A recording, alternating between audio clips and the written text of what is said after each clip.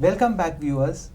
This is me, Frederick Noronha, with our program Literary Goa, and today a new guest, of course, none other than my old friend Derek Almeida, with a very unusual kind of story before us. Before I'll keep you guessing for a moment, and then we'll talk about his work. But first, over to you, Derek. Welcome to the show. Thank you, Rico.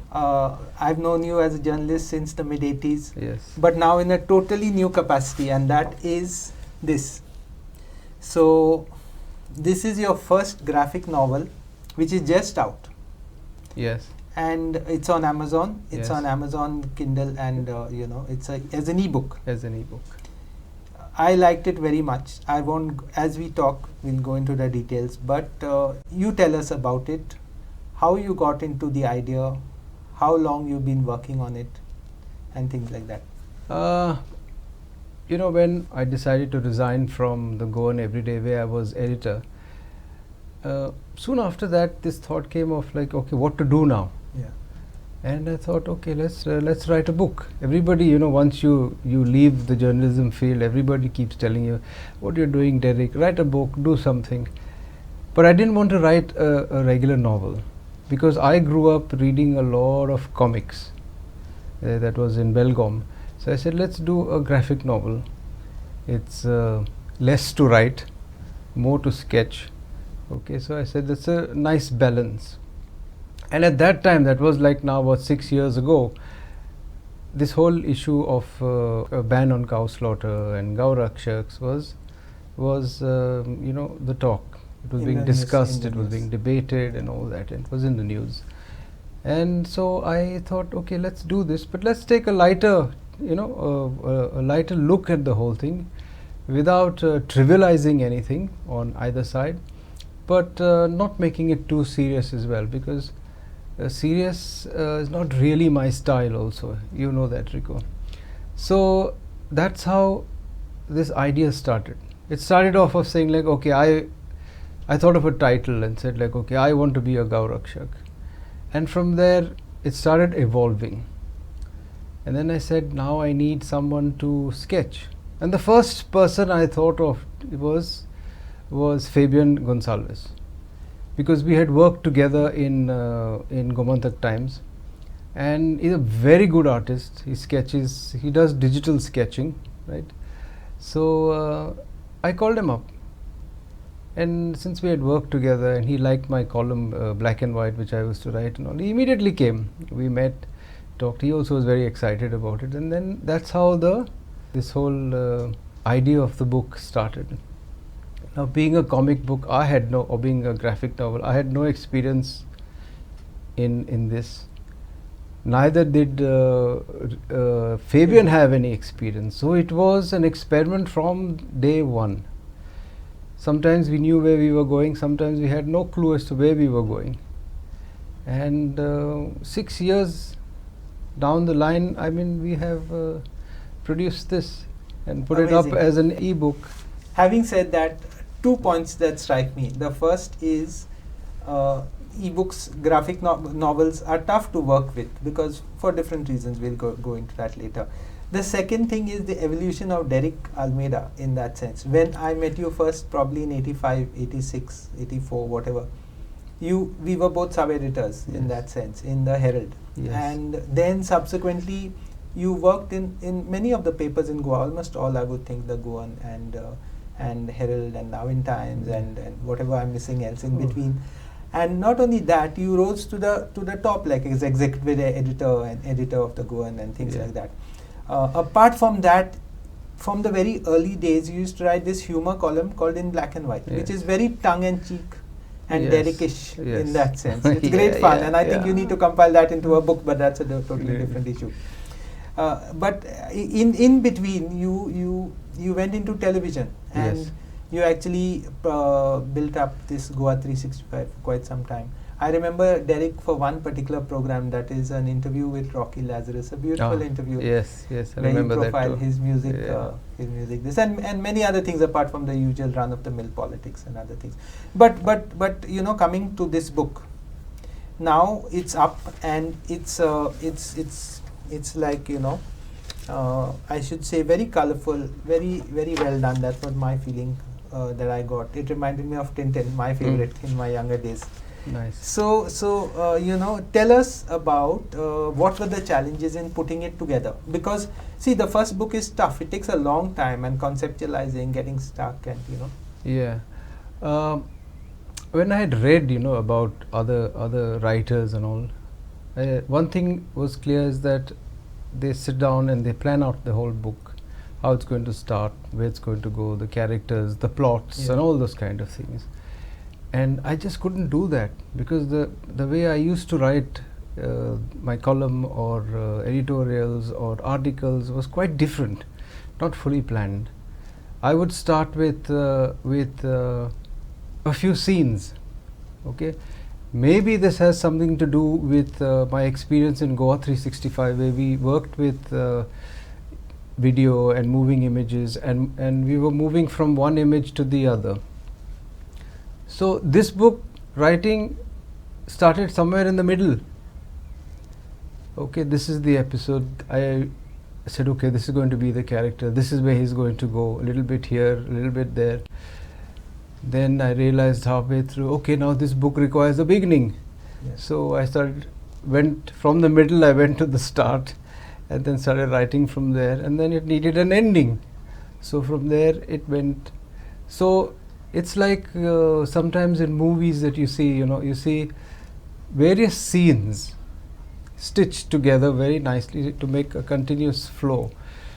So I essentially was working like that, working on scenes and then stitching it together. So that's how it progressed. And then we had Fabian. Okay, he's a huge initially what I thought, Frederick, is that sketching is not difficult for a guy who's absolutely you know, talented. Shouldn't be a problem. Maybe 6 months or 1 year we should finish this book. And as we progressed, I realized that sketching is really very hard work, you know, because if you notice, each panel is like somebody doing a different painting. Everything is so different. And then I realized how difficult it is. Two ways. One is to actually do it. Second is to be creative at the same time. So then I realized this is going to take some time. And then it took about 5 or 10 pages before Fabian actually you know, got fixed on a style, and a really good style. So after we finished the book, we had to go back and change the first 10 pages, change them.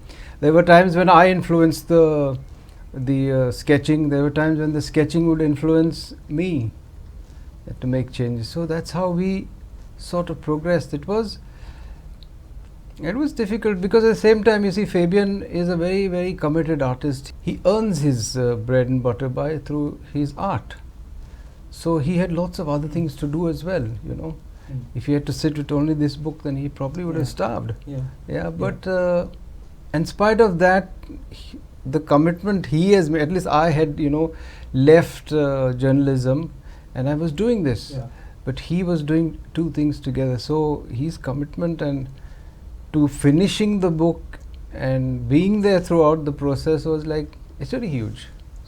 Of course, Fabian was supposed to have been here with us today, but he could not make it. It would have been nice to have him with us. I like the book very much, not just because of the illustrations and the text, but also the way the story goes. Just to get a feel, how different is are the diverse media you have worked in, whether it is print, whether it is writing, whether it's editing, whether it is you know, television, or you know, putting a paper together, managing a paper. How do you compare the challenges? Challenges, I mean, the least challenges you have, I think, when you are a sub-editor, because there you have to... It's a technical job. Yeah, it's a technical job. The work is given to you, you do it, you edit it. Okay, there is some element of creativity in it. But basically you're managing yourself and you're being part of a team. That's the entire editing desk. But as you start moving higher, the challenges start changing. And then as you move, like when you're editor or you're executive editor, then there is creativity. There is the other aspect of being a journalist. There is you have to be an administrator. and then you have to look. There are pulls and pressures from all sides, because you also have to look at the revenue stream. You can't entirely ignore it, because editorial department does not work in isolation. It's part of other departments as well that make the whole newspaper. So those challenges, they just keep on mounting as you go. Yeah. And now with social media coming in, it's even greater. As far as working in television is concerned, it was completely different. When I got into Goa 365, it was just starting. Just getting, yeah. Just getting. I think the only finding its feet. Yes. Television was finding its feet. I think the only channel that existed before Goa 365 was probably Vaman Prabhu's Newsline, which was a small news-based operation, whereas this was more ambitious. So yes, but in order to learn the ropes, in order to move forward, I used to watch his channel. I see. I used to watch his news bulletin. Okay. Because there was no point in watching some of the bigger ones like BBC or something, because they're on a different scale and they're on a different level altogether. Yeah. I had to do something that was local, so I did learn, took out. I did get a lot of inputs from Mr. Prabhu, and we moved ahead. But eventually, I began to feel very comfortable in television. We learned how to operate cameras, how to use the editing of software, everything. Yeah. Write the stories, write the script, get all that done, sound. There's lots of things. So many things to fit together. When you're a smaller unit, as you become bigger units, then you have people to look specific after it, jobs. Lighting, sound, and everything. Put together. So there were times when lights would fail, and you would. Reporters would come back saying, "Sir, we got visuals, we didn't get sound." Okay. So, how to you had to work around all that. I think that experience helped me a lot while writing this book, because I could visualize pictures, and visualize sequence of pictures. So that really that's impressive, because you move all these different media, and you've also managed to come on top of it. It's not easy, because the technical side is there, the financial side is there, the getting it going is there. What I found interesting in this storyline was it kind of goes away from the traditional slotting of people in certain boxes. So here you actually, there is a certain empathy you have with this guy who's the main character. I don't want to give away too much of the plot, so you have to I suggest you pick up a copy from Amazon and read it for yourself, but I'll give you a hint of it. So this guy who out of desperation ends up as a Gaurakshak in that sense, and his many different adventures, which are the common adventures of a young struggling boy in North India or whatever, trying to make it in India. Yes. And trying to make it, and trying to somehow manage and make ends meet and get a viable profession and things like that, searching his way and where all he reaches. And in your usual style, there are a lot of funny lines in between which you have to read very carefully to get the humor. But how did you kind of zoom in on the story? Did you have other options in front of you when at that point? I would say no. Basically, I would divide these youngsters into two categories. There are, even during our time, even now, there are some of them who know exactly where they are going. Yeah. They right. Some of them maybe even in school, they know exactly where they are going. They are either going to become doctors, or they are going to become engineers, or they are going to become artists. Small percentage. They have that clarity very early in life. The rest of us are basically dudes without a plan. We are going through it at SSC. We think maybe this is an option. Okay, we'll do that. We go through graduation. We go through all that, and we're still some of us are pretty clueless. I used to always say those who are pretty clueless generally become journalists. And I've never come across someone, at least in my time, who knew he wanted to be a journalist. So, but we all went through that, and maybe to be fair, the closest that I came to was I like to read, so I thought probably I would become a journalist. I like to write. Maybe I would like to write. But there are so many of us who don't have this plan, and we go through it. So in that sense, this book is for these kind of guys, who go through life without having a plan and still make it. Yeah. Some way or the other. It may not be a bad thing. It may Yes. not entirely be a bad thing. Searching your way and finding your way. No, it might be a more enriching thing also. Okay. Right? Okay.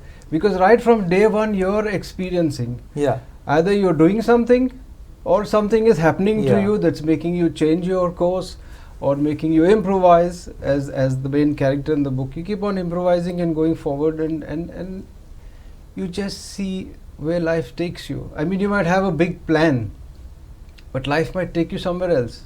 You might not have a plan and suddenly I've seen so many boys, so many girls who never had any plan in school, college, and they do well. Extremely well today. True. But they have had that college of hardships and experiences, and I think it's more fun. Yeah. It's more fun. Yeah.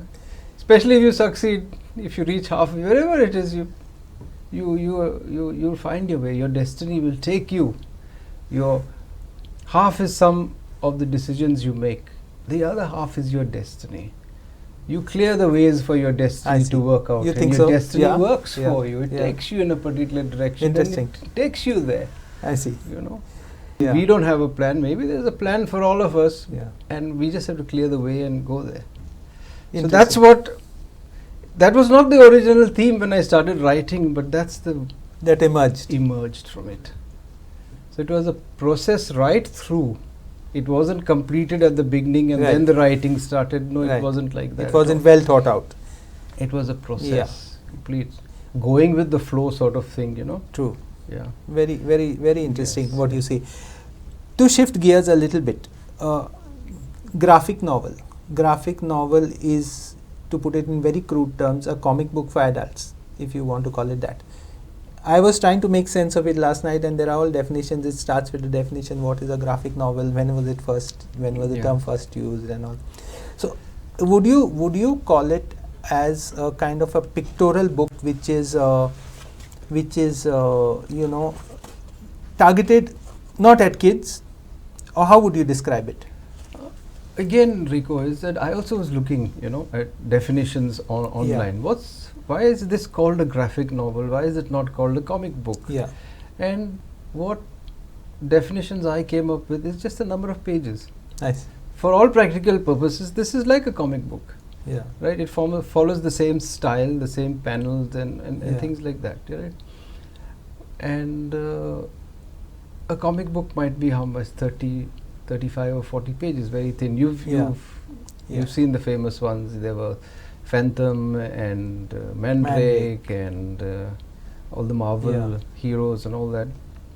The moment you get into a longer story, which is just one, not too episodic, and it's just one, moves like a novel, but it has this thing, that's when I think they call it a graphic novel. So this has about 140 pages, so essentially. But is purpose also important? Like here you are like in a comic, it's pure entertainment for young people, whereas here you could be discussing more serious issues, slightly almost philosophical issues, like as we were talking just now about finding your purpose and all that. At least behind the text, that's there. Now there is this series of comic books which looks at, say, Freud for beginners, in those sense, that is explaining very complex kind of theories in through graphics. So would purpose also be a crucial factor when it comes to calling something a graphic novel? I'm not too sure, Rico. I'm not too sure if purpose is really very important here. As telling a story, telling a longer story with which is more nuanced, which has subplots, which has explores the characters more, more deeply. I think that's when you start getting into a novel. Okay, when you start exploring not just the characters but the relationship between the characters and their environments. Yeah. And how one is shaping the other. Yeah. We are all shaped also by our environments, and we also shape our environments to some extent. So once you start moving into that, and how your interaction is with people, and how you deal with the various problems that hit you in life, and then you start moving into a novel. And the fact that you decide to do it with pictures essentially makes it a graphic novel. Interesting. Yeah. What were the influences, reading influences that shaped you as a young person? I know you were in Belgaum before that in Africa as a kid, or what? No, So mostly in okay, Belgaum. My okay. first memories of Belgaum, I think I was too young Okay. to remember. I have no memories of Okay. Africa. But so what my reading was in school, I think my reading was just shaped by school textbooks. I see. After that, You probably had a good library also. Comics. Good library. We had an At okay St. Paul's, library, no? yes, St. Paul's. yes, which I seldom visited. Oh, I see. Yeah, because books looked, those huge racks of books and all were very imposing and scary, and like I always felt there's just too much to read here. I see. So I was with comics, mostly with comics, and one big influence must have been that Mad magazine. Mad. And then it's still available. Old copies are still available somewhere. Yes. In some bookshops. There was a time when it was available as a digital copy, which I used to also read. Very interesting, very creative, funny, quirky. They are very creative. Yeah. Absolutely, it's amazing, simply amazing. So that was a big influence. That was a big influence on me writing that column. In black and white. In black and white, which later became Footloose. So that was an important influence. Later in college, we kept on reading books, a lot of books here and there. It's difficult to say if there's any one that really shaped. But one that I find very interesting, which I read not many years back, was Ernest Hemingway's Old Man and the Sea. I see.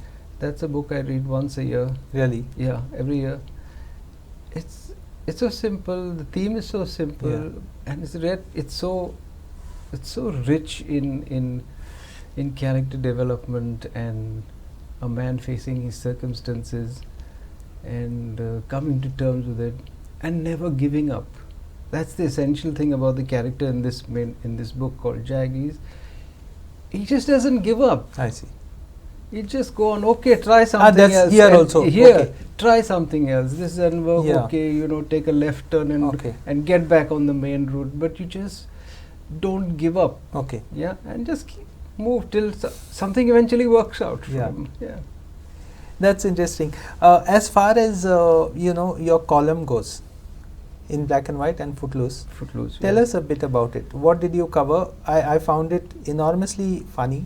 Had you not risen in the journalistic field, you would have become you already are, but you would have got your place and recognition as Goa's most read humor writer. Tell us about these two columns. This essentially started in a newspaper in Belgaum. Newsline. The Newslink. Newslink. Yes. The English sister publication of Tarun Bharat. Yes. Which survived for a little while. Survived for, I think, maybe 2 years. 2 years. I worked there for about a year, after which I came back to the Herald.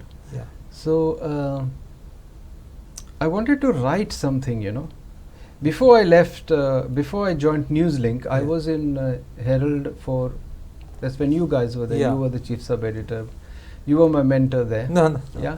So, and I remember you were talking about, somebody would talk about midday and all that. Midday. And I had a friend called Hasib Shakur who joined in Newslink from them. So he kept talking, he had worked in midday for a while. So he kept saying, is there the what do you call it? The central theme was that if you don't write, you're not a journalist. I see. Okay. So you can be an editor. Yes, people have to write. There you had to write 2 stories a month or something. For those who don't know, there is this very watertight division in the Indian media where some write and some edit. Yes. The two don't mix. Said, if you don't write, you're not a journalist. I said, I have to write. I see. So I started doing reports. Okay. Yeah. And then I also thought, what can I write if I need to start a column? I need to write something. And I started falling back on those comics I was reading, Mad and the humor, and a little bit of fun I used to have with my mates in school. Yeah. And I was greatly influenced by Behram Contractor. I used to read his columns. Yeah. Busy Bee. Yeah. Yeah. And I said, I need to do something like this. And that's how it took birth. And it was quite good, Everybody started enjoying. I said, okay, I found my groove sort of thing. It was short, but it had a sting in its tail, and it made funny comments. Yes. And so then from there, when I came back to the Herald, and Rajan Narayan was there, he encouraged. Yeah. He liked it, you know. He'd say, "What are you writing today?" Oh, and don't write on this and this, or write on this. Okay. Every day? Every week, once every a week. week. He would ask me, you know, what's happening today. So it's rare, like, for an editor to ask a sub-editor just what you're writing today or something, you know. You generally take it and you go to him and say, like, "Sir, this is what I wrote, now what do you think?" But he would look forward. Sometimes give me ideas, sometimes give me, "Derek, I think you should read these 3 books or these 2 books will help influence your writing." So he encouraged me a lot to write this. Interesting. Yeah, a lot to this. And Norman Dantas was there. He also liked it. So it kept moving. And then when I took it, Navin Times, even Sinha said, "Okay, we start this." But that's where he changed it to. He says this in black and white doesn't sound very nice. So he changed it to Footloose. I see. So I would basically give my spin on current topics. Yeah. So it could be politics, it could be anything, a social issue or anything like that, you know. This is my spin, my way of saying, this is how I look at life. Yeah, interesting. Basically, Interesting. To look at another point, now part of the struggle is writing, conceptualizing the work. Other bigger part might be actually getting it published, because there's color involved. And printing involved on quality paper and things like that. Tell us what were the challenges you faced while getting a work like this published? I remember when I first wanted to do this book, I came to you. And I'm very bad at these and probably discourage you. We sat on in that one of those cafes down there, not Cafe Prakash. We sat there somewhere.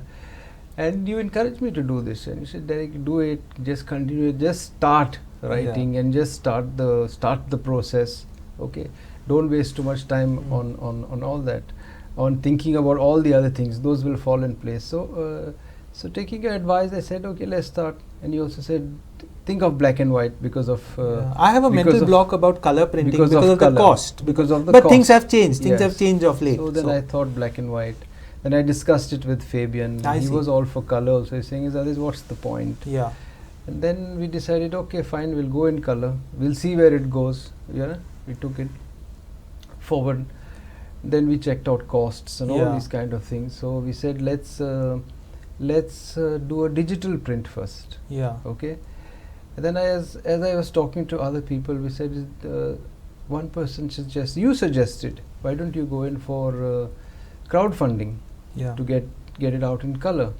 So then I discussed it with other people, and I thought, okay, suppose I go to 50, 60 people or 100 people and say, "Look, I want to print this book." They need to know what this book is about. They need to know what's the content. They need to know, is there really a book or what? You know. So I thought, let's get the e-book out. Let's get the digital book out. So tomorrow, if anyone says, "Look, what's this about?" I say, "Look, it's out there already. You know, just look at it. You can download your 10, 15 pages for as a sample." And you know, so that's how the idea of a digital print took shape. Cost was a factor. Okay, we said, let's see how it goes. Then we'll get back to print. We eventually need to get into print, but we'll keep that as second stage, you know. And I was quite encouraged by like in the digital world, there's a lot of advertising that you can do for which is not very expensive. I see. Yeah. So through Amazon's there's through Amazon, there's through Facebook, there's through you can use Instagram, you can use various platforms to kind of push the message. And then you see, so people notice it. Yes. See, you can take this book and you can show it to about 1,000 people or 2,000 people or maybe more than that. Right. If they bite, good. If they don't bite, at least they've seen it. At least you know. At least I know. Look, I've tried my best to reach it everywhere. You know. So far the response, it's just being on Amazon. So far the response I get from various people has been very encouraging. Nice. Yeah. Nice. So that's fantastic. We will let that whole thing run its course before we get into print. That's fantastic, Derek. Having said that, this is the book. and it's on Amazon. That's the This is the latest version of the cover of the book. Yes. Yeah, because it's got finalized and things like that. We'll put the link below. We as a form of promotion, as a form of support to our writers, to our creators, I would suggest strongly have a look at it. If you feel like it's $2.99 on Amazon. $2.99 on Amazon. We'll put the link below. You can click on that link or visit that link and probably check it out. Maybe download a copy. Not many people are familiar with how to get an ebook. You know. For most ebooks, if they are on Amazon, you need to have the Kindle app, right? You need to have the Kindle app. Software app. You just download it. It's not a big thing. It's on your phone, yeah. If you have an Android phone or an Android tablet or anything, you can buy it through the app. If you have anything, an Apple device, then you download Kindle, right? And you go to Chrome and make your purchase there. It comes directly to your Kindle. It's all linked. Thanks for that tutorial also. So as I was saying before we wind up, do support local writers, do support local talent. This book of course is not just on Goa, it has an appeal to readers all over the country. Derek, I hope it really does well. Looking forward to a print version of it. Wishing you all the best, keep it up. And I'm sure that the first step is the toughest, but once it starts going and once your creativity flows, I like Fabian's work also for the record. Yes. I look forward to seeing many more from you. Thanks so much. Thanks readers. We'll be back. Thank you, Frederick.